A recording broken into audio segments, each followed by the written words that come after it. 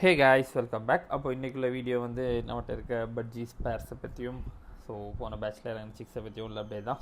வாங்க வீடியோக்குள்ளே போகலாம்.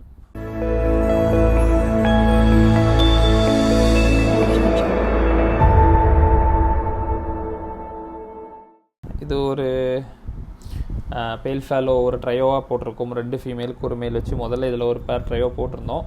அதில் உள்ள ஒரு ஃபீமேல் இறந்துருச்சுன்னு அதை நம்ம ஒரு பேராக மாற்றி வேறு சிங்கிள் கேஜிக்கு மாற்றிட்டு இதில் 2 பானை இருக்கிறதுனால இப்போது இந்த பேல் ஃபேலோ வந்து ஒரு விஷலும் ஒரு ஸ்ப்ளிட்டும் ஃபீமேலு, அப்புறம் மேல் வந்து ஸ்ப்ளிட்டு தான். ஸோ அந்த 2 ஒரு விஷுவலும் ஸ்ப்ளிட்டு ஃபீமேல் 2மே நம்மகிட்ட போன பேட்சில் இறங்குனது. ஸோ மேல் மட்டும் அண்ணன்ட்டு எடுத்து இப்போ தான் செட் பண்ணியிருக்கேன். போன பேட்ச்சு அந்த விஷுவல் பேல் ஃபாலோ பேர் அந்த ஃபீமேல் வந்து எக்லே பண்ணிச்சு, ஆனால் முட்டையெல்லாம் தூக்கி வெளியே போட்டுருச்சு. இவங்களுக்குள்ள இன்னும் அந்த சண்டையே முடியலை.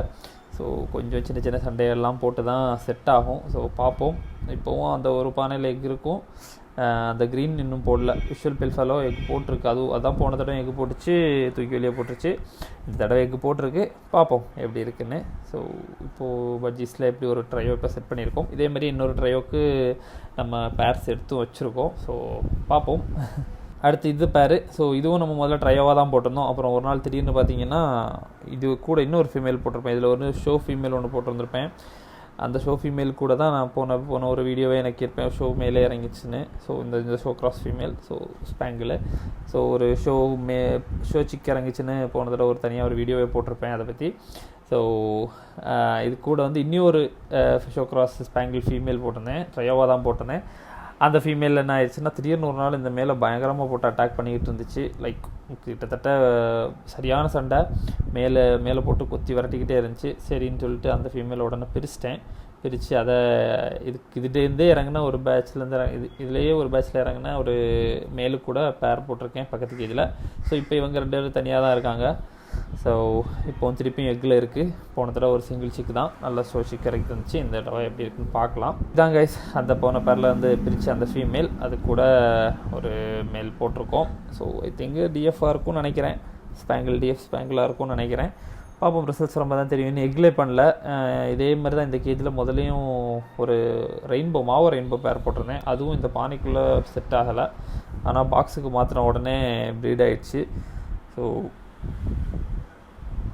இது எப்படி செட் ஆகும் தெரில. கொஞ்சம் நாளாக பானைக்குள்ளே போயிட்டு வருது. ஆனால் இன்னும் எக்லே பண்ணலை. ஒரு வேளை ரொம்ப நாளாக செட் ஆகாமல் இருந்துச்சுன்னா இதையும் தூக்கி சிங்கிளாக போட்டுற கேஜில் எல்லையா போட்டுற வேண்டியது தான். ஸோ அடுத்த பேர் காய். ஸோ இதுதான் அந்த பேர். ஸோ இதில் ஃபீமேலுக்கு ஒரு சின்ன ஒரு இன்ஃபெக்ஷன் வந்துக்கிட்டே இருக்குது. அது என்ன இன்ஃபெக்ஷன் என்னால் சொல்லவே முடியல.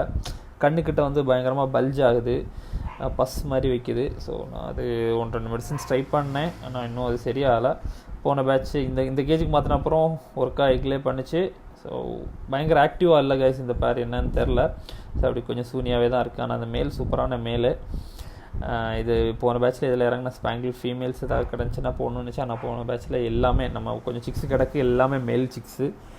ஸோ இந்த பேர் கொஞ்சம் ஆக்டிவாக இருந்துச்சுன்னு வச்சுக்கோங்க, அந்த கேஜ் இந்த மாதிரி இருக்காது. ஸோ நான் இந்த கீழே கேஜில் வந்து இப்படி ஆகுதுன்னு தான் பட்ஜீஸே போட ஸ்டார்ட் பண்ணேன். ஸோ பார்த்தீங்கன்னா பின்னாடி ஃபுல்லாக தூசியாக இருக்கும். ஸோ பேர் ஆக்டிவாக பறந்துட்டு எடுத்துகிட்டு இருந்துச்சுன்னா அந்த மாதிரி தூசி பிடிக்காது. ஸோ பார்ப்போம்.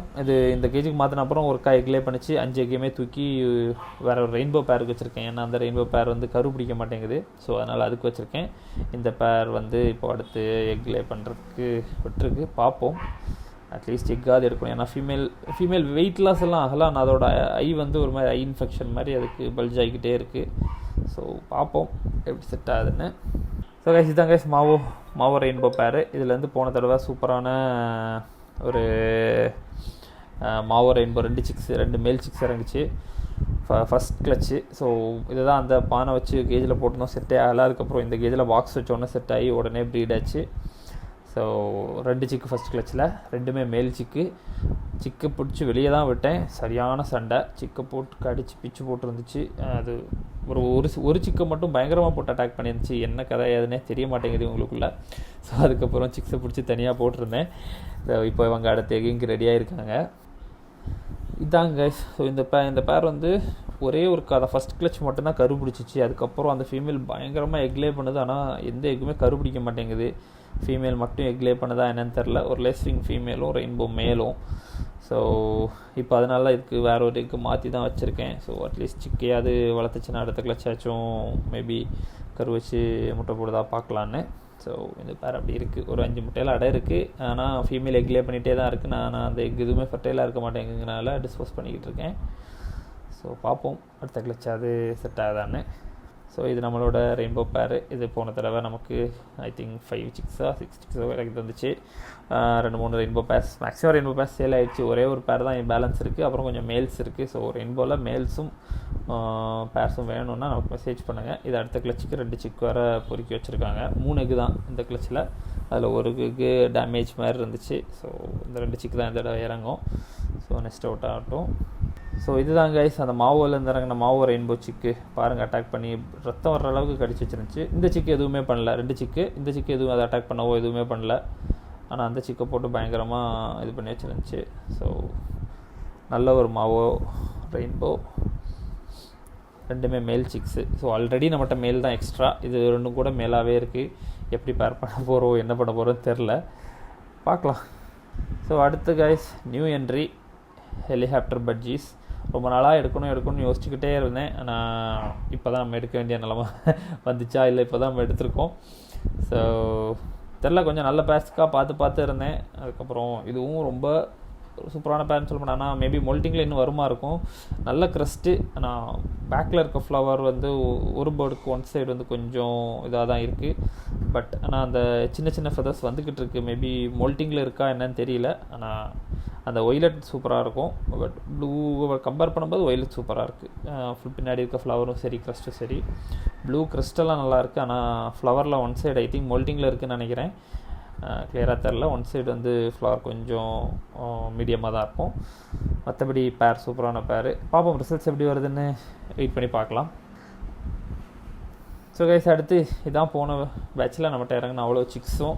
ஸோ இதில் இந்த நடுவில் இருக்கிறதுல அந்த ஒயிலுக்கு தான் ஷோ சிக்குன்னு சொன்னால. ஸோ பார்ப்போம். அது நீ 2 மோல்ட்டிங் ஆகும்போது அதோட ஃபுல் சைஸ் வரும். மற்ற பேர்ட்ஸை கம்பேர் பண்ணும்போது அது ரொம்ப பெருசாகவே தான் இருக்கும். அதுக்கப்புறம் இதில் ஒரு ஃபேலோ இருக்கும். அப்புறம் அந்த ஒரு க்ரீன் பேர்டு, அது 3மே ஒரு ட்ரையோவாக அடுத்து செட் பண்ணுறதுக்காக எடுத்து போட்டிருக்கேன். 3மே சிக்கு தான். பேல் ஃபேலோ ஸ்பிளிட்ஸ் 3மே. ஸோ அது 3 அப்படி ஒரு பேரா செட் பண்ணணுங்கிறதுக்காக போட்டிருக்கேன். அது போக பின்னாடி இருக்கிறது எல்லாமே நம்மகிட்ட இறங்குனதாங்க. ஒன்று ஒய்லட் கிறிஸ்டடு, அதுவும் மேலே. ஸ்பேங்கிளில் வந்து ஒரு 3 ஸ்பேங்கிள் இருக்குது. இன்னொன்று டிஎஃப் ஸ்பேங்கிள் நினைக்கிறேன். அந்த எல்லோயிஷ் ஒயிட்டாக இருக்கிறது டிஎஃப் ஸ்பேங்கிள் நினைக்கிறேன். ஸோ இது ஒரு 2ம் அந்த ஒய்லட் எல்லாமே பார்க்குறதுக்கு மேல் மாதிரி இருக்குது. எனக்கு இதில் பேர் செட் பண்ணவும் முடியல. அதனால் எல்லாம் மேலாக இருக்கிறதுனால வெளியே கொடுக்கவும் முடியல. ஸோ அந்த மாதிரி ஒரு சுச்சுவேஷனில் இருக்குது. பார்ப்போம் என்ன பண்ணலான்னு. இவ்வளோ பேர் இப்போதைக்கு ஃப்ரீ ஃப்ளைங் கேஜில் இருக்காங்க. நீ அடுத்த பேட்ச் நெக்ஸ்ட் அவுட் ஆகும்போது தான் தெரியும். இது போக ரெயின்போஸ் இருக்குது கைஸ் பட்ஜீஸில். ஸோ ரெயின்போஸில் ஒரு பேர் அவைலபிளாக இருக்குது சேலுக்கு. ஒரு ப்ளூ பேரு. அப்புறம் வேறு மெயில்ஸ் எக்ஸ்ட்ராவாக இருக்கும். அவ்வளோதான் கைஸ். மற்றபடி ரெயின்போஸ்லேயும் இப்போ இல்லை. மேக்ஸிமம் பேர்ஸ் மூவ் ஆகிடுச்சு. ஸோ அப்போது இந்த வீடியோ அவ்வளோதான் கைஸ். ஸோ மேக்ஸிமம் அப்டேட் எல்லாமே கொடுத்துட்டேன். பட்ஜீஸ் அப்டேட் அவ்வளோதான். ஸோ வேறு ஏதாவது நெக்ஸ்ட் வீக்கில் நம்ம ஆஃப்ரிக்கன் பேர்ட்ஸில் உள்ள அப்டேட்ஸ் பார்க்கலாம். நான் 2யும் சேர்த்து தான் போடணும்னு நினச்சேன் இந்த வாரம். ஆனால் அதையும் போட்டோன்னா இன்னும் வீடியோ ரொம்ப பெருசாக போய்கிட்டு இருக்கும்னு தோணுச்சு. அதனால் ஸோ அவ்வளோதான் கைஸ் இந்த video. So keep supporting. Next week African birds update பார்க்கலாம். தேங்க்யூ.